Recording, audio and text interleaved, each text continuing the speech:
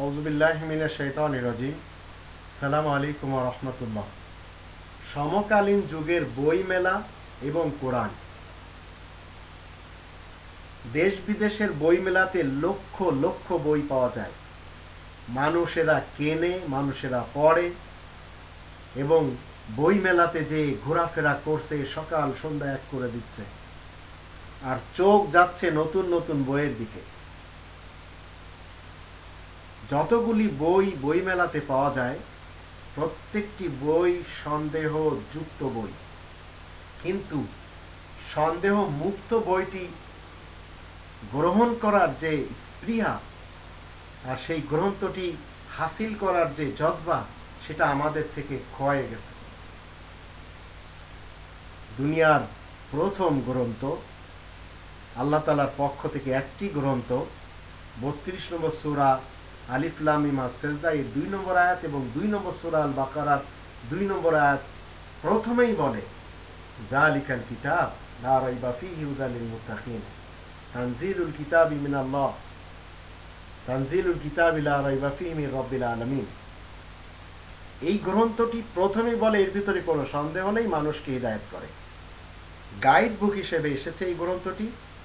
এখন আপনি বইমেলাতে যাচ্ছেন, মাইকেল মধুসূদন দত্তের বই কিনছেন, শরৎচন্দ্রের বই কিনছেন, ধীরেন বলের বই কিনছেন, বোমকিনের বই কিনছেন, নজরুলের বই কিনছেন, জাফর ইকবালের, হুমায়ুন আহমদের, হুমায়ুন আজাদের বই কিনছেন, আর ইংরেজদের সেই চাটুরিকতা করতে যে লর্ড পাঞ্চমকে, যে ব্যক্তিটি ভারত ভাগ্য বিধাতা বলে নোবেল প্রাইজ পেয়েছিলেন, সেই হিন্দু কবি রবীন্দ্রনাথ ঠাকুরের বই কিনছেন। আপনারা সবাই কেনেন, এসব বই কেনেন, পড়েন, কিন্তু এদের বইগুলি পড়ার পূর্বে আপনি অন্তত নির্ভুল গ্রন্থ, সন্দেহ মুক্ত গ্রন্থ একবার একটু পড়ে দেখেন। এই গ্রন্থটি নিয়ে রাসূল কারীম 23 বছরে জীবন কাটিয়ে দিয়েছিলেন। তিনি কোনোদিন কোনো বই মেলাতে যাওয়ার প্রয়োজনও মনে করেননি। আর আস্তে আস্তে মানুষ ধর্মের বই কিনছে, ধর্মের কিতাব কিনছে, ধর্মের বই পড়তে পড়তে 10 বছর 20 বছর লাগিয়ে দিয়েছে। কিন্তু কোরআন পড়ার জন্য আমাদের সেই স্পৃহাটুকু আমরা খোয়াইয়ে ফেলেছি।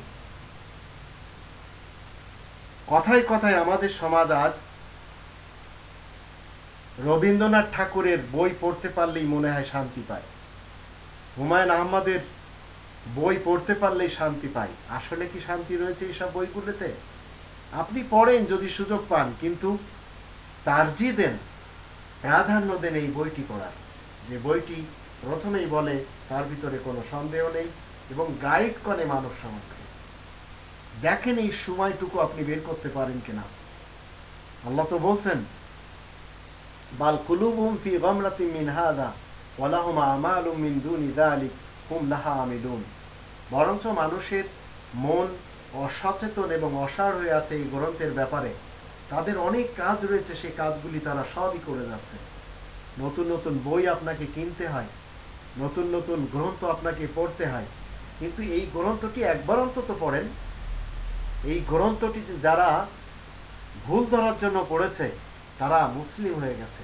এই গ্রন্থ যারা কোনোদিন পড়তে চায়নি, একবার পড়ে ইসলাম কবুল করেছে। এরকম উদাহরণ পৃথিবীর ইতিহাসে অনেক। আপনি তো মুসলমান, মুসলিম হওয়ার চেষ্টা করেন। এই গ্রন্থ ছাড়া মুসলিম মনে করবেন কখনো হওয়া যাবে না। আপনি মুসলমান থাকবেন, শিয়া থাকবেন, সুন্নি থাকবেন, আহলে হাদিস থাকবেন, কিন্তু আপনাকে মুসলিম হতে হলে এই গ্রন্থ আপনাকে বলবে 2 নম্বর সূরা আল বাকারার 285 নম্বর আয়াতের কলেমা পড়তে হবে। 2 নম্বর সূরা আল বাকারার 125 নম্বর আয়াতের দৃষ্টিতে কাবার নিয়ম নীতিতে নামাজ পড়তে হবে। সব এক এক করে আপনাকে বলবে, কিন্তু একটু পড়ার চেষ্টা করেন। আপনি বই মেলাতে যান, বই কেনেন, বস্তা ভরে নিয়ে আসেন, আমি তার বিরোধিতা করব না কখনো, কিন্তু নির্ভুল গ্রন্থটি পড়ার জন্য একটু সময় বের করেন।